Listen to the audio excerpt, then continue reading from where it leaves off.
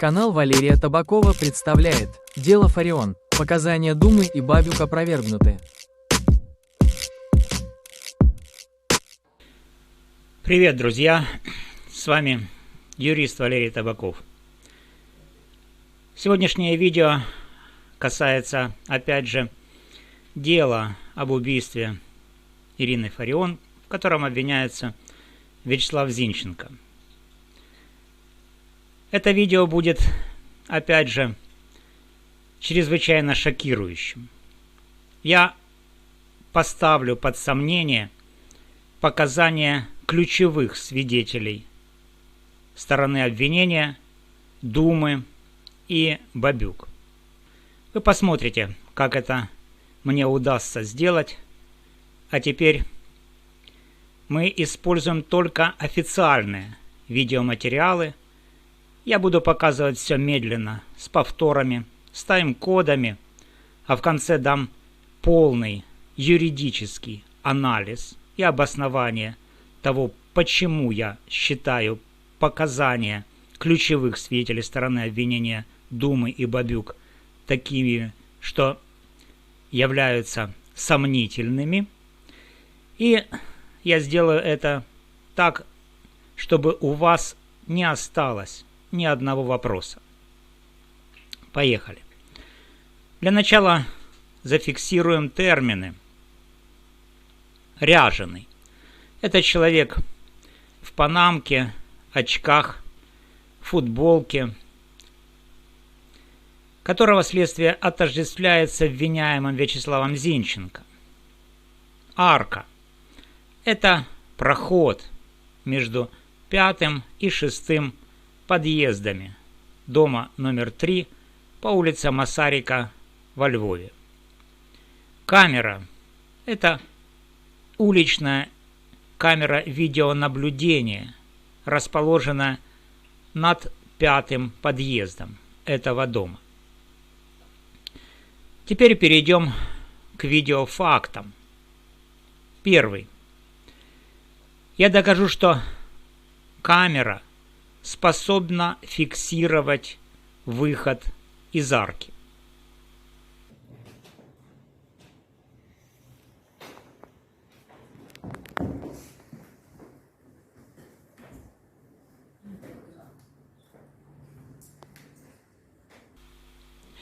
Итак, мы видим, как из арки выходит человек в панаме, очках, футболке, которого следствие называет, и мы с ним вместе, ряженым, а следствие его считает Зинченко.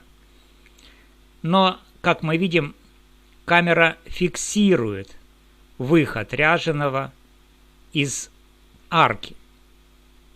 Замедлим видео для того, чтобы убедиться еще раз в возможностях камеры.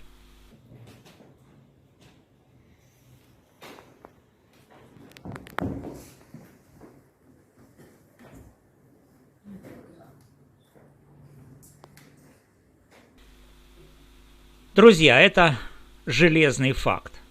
Когда человек действительно выходит из этой арки, камера его видит. Ну, как и мы с вами. Второе. Заход ряженого в арку за 87 секунд до выстрела. Мы с вами видим свидетеля Думу у машины. Он моет руки. Мимо него проходит ряженый. Он заходит в арку и находится там в арке. Еще раз посмотрим, как ряженый проходит мимо Думы и заходит в арку.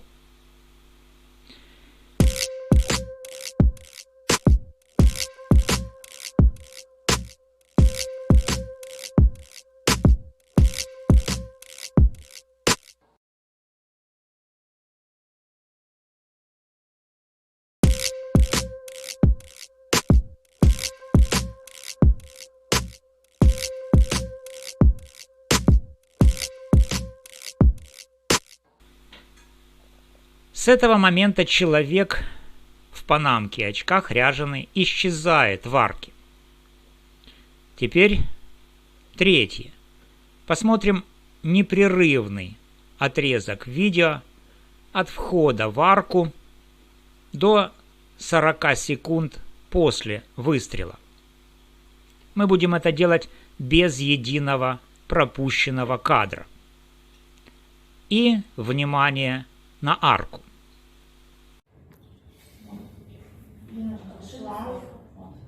Прошу коментували також на... Отже, ми бачимо, що щось поперсається в цьому. Заходить в арку. Скільки думав цей час вони будуть?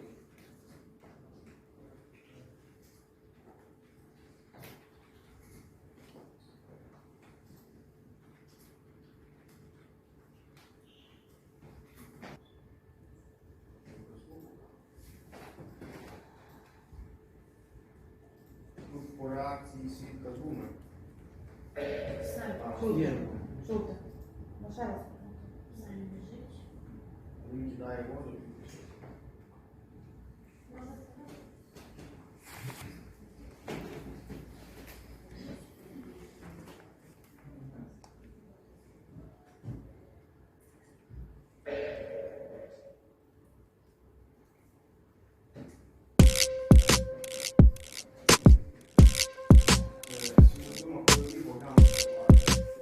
На вказаний звук чоловік, одягнений в шорти, повернув голову у праву сторону від місця положення камери, а о 19:22:19 одягнений в шорти біжить в сторону, звідки лунав звук.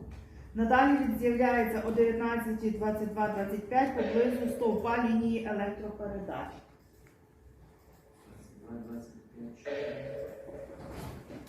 Він зараз з'явиться знову біля стовпа. Цей чоловік біжить.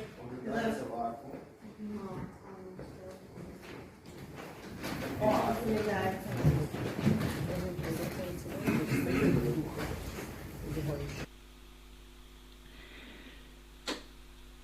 — 19:20 хлопок. Дума поворачивает голову. Но что касается арки, никакого движения не зафиксировано. Перед выстрелом и после выстрела ничего не видно. Повторим еще раз.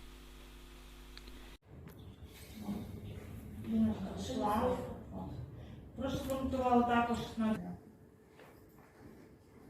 Отже,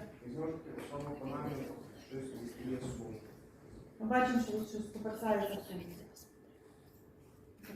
Заходить в арку. Скільки думав цей час вони будуть?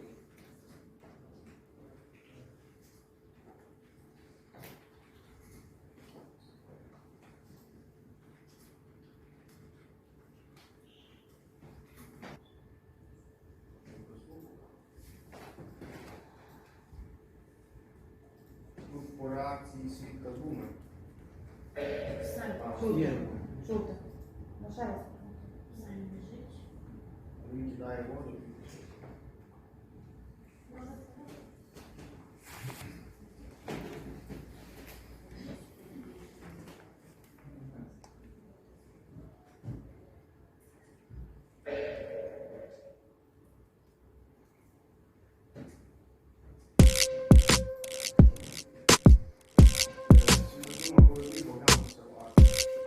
На вказаний звук чоловік, одягнений в шорти, повернув голову у праву сторону від місця положення камери, а о 19:22:19 одягнений в шорти біжить в сторону, звідки лунав звук. Надалі він з'являється о 19:22:25 поблизу стовпа лінії електропередач.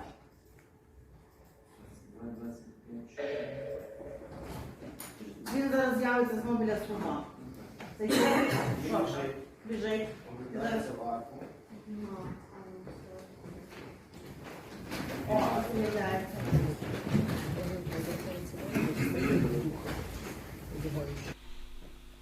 Друзья, обратите внимание, что после входа ряженого в арку камера не зафиксировала его выхода из арки перед выстрелом, а также после выстрела камера не зафиксировала вбегающего ряженого в арку. И, наконец, четвертое. Точный момент выстрела и красный автомобиль. Смотрим.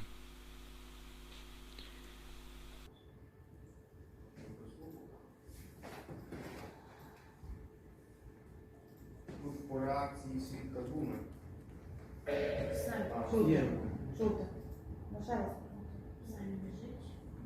Він кидає воду.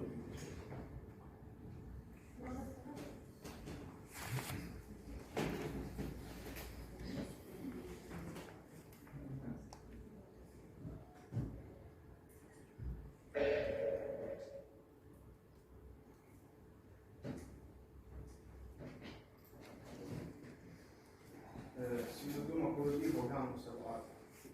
На вказаний звук чоловік, одягнений в шорти, повернув голову у праву сторону від місця положення камери, а о 19:22:19 одягнений в шорти біжить в сторону, звідки лунав звук. Надалі він з'являється о 19:22:25 поблизу стовпа лінії електропередач.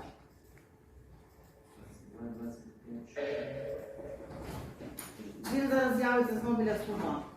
Це є шорти. Біжить. Оглядається в арку. О, з'являється.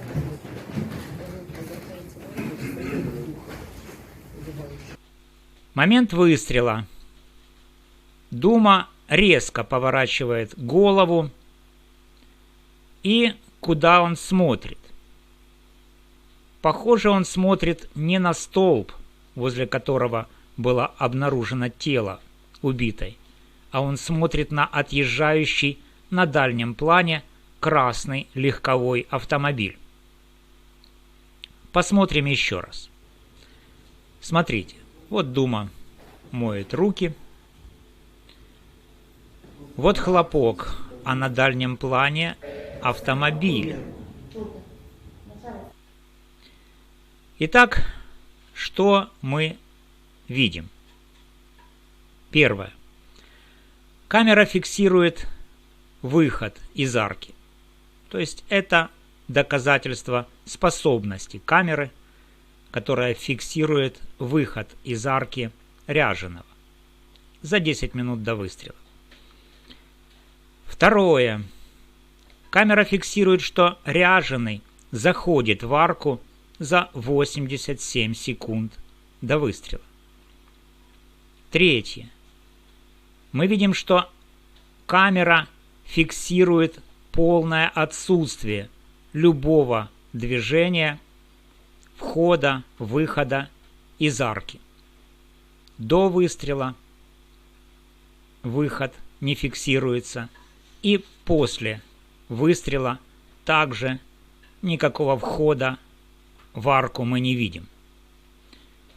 И четвертое. В момент выстрела Дума смотрит не на столб, а на отъезжающий красный автомобиль.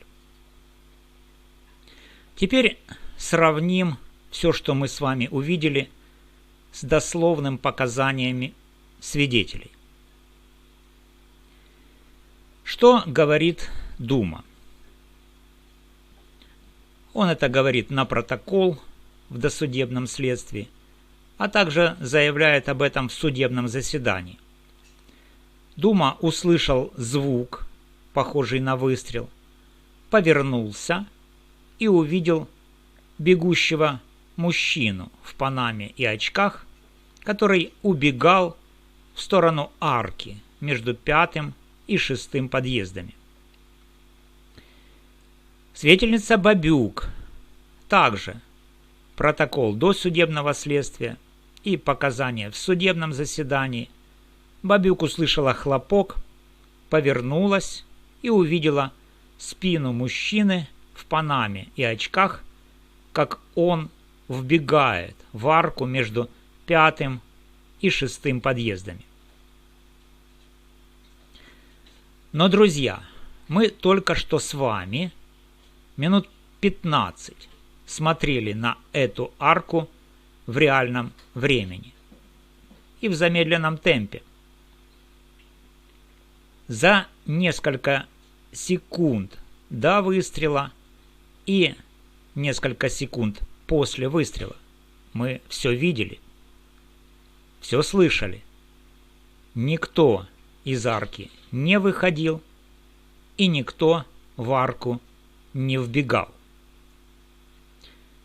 Что это значит? Перейдем к юридической части. Все, что я сейчас скажу, основано на действующем Уголовно-процессуальном кодексе Украины, практике Верховного суда, Конституционного суда и Европейского суда по правам человека по состоянию на 22 ноября 2025 года. Первое. Согласно статье 22, часть 2 УПК Украины, все сомнения в отношении доказанности вины лица толкуются в его пользу, если их нельзя устранить в порядке, установленном настоящим кодексом. Второе. Статья 94 УПК. Показания свидетелей оцениваются наравне с другими доказательствами, но при наличии неустранимого противоречия между показаниями и объективными данными приоритет отдается объективным данным. Третье. Статья 100 УПК прямо относит видеозаписи к вещественным доказательствам и указывает, что они имеют повышенную доказательную силу. Четвертое. Постановление Верховного суда номер 757 от 2024 года и практика ЕСПЧ по делам Салдус против Турции 2008 года и Дубас против Украины 2020 года однозначно говорят, когда существует прямое, неустранимое противоречие между объективной видеофиксацией и показаниями свидетелей, приоритет отдается видеозаписи, особенно если свидетели находились в состоянии шока и видели только спину или профиль на расстоянии. В нашем случае противоречие именно неустранимое. Видеозапись непрерывно охватывает все критическое время и показывает полное отсутствие движения в проеме арки, на выходе из нее. Никто в арку не вбегает после выстрела, и никто из арки не выходит непосредственно перед выстрелом.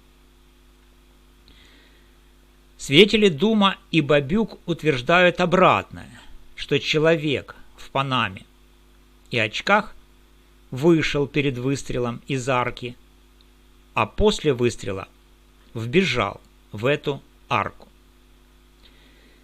Кроме того, мы доказали фрагментом номер 1, что камера способна фиксировать выход из арки, когда человек действительно выходит. Мы видели, как ряженый выходит из арки за 10 минут до выстрела. Но в критический момент ничего, ни выхода из арки ряженого перед выстрелом, ни вбегания ряженого в арку после выстрела. Следовательно, друзья, показания Думы и Бабюк о забегающем в арку человеке в панаме и очках не соответствуют объективным видеоданным, а потому не могут считаться достоверными. Они подлежат либо полному исключению из доказательной базы по статье 87 УПК Украины, либо, как минимум, толкованию исключительно в пользу обвиняемого, согласно статье 22 УПК. Кроме того, факт, что в момент выстрела свидетель ДУМа смотрит не на столб, где было обнаружено тело Ирины Фарион, а на отъезжающий красный автомобиль на дальнем плане, что зафиксировано видеокамерой, требует отдельного исследования как возможная альтернативная версия события. Не исключено, что выстрел мог быть совершен именно из этого автомобиля, который виден на видеофиксации. Друзья, я не утверждаю, кто виновен, а кто невиновен. Это работа суда.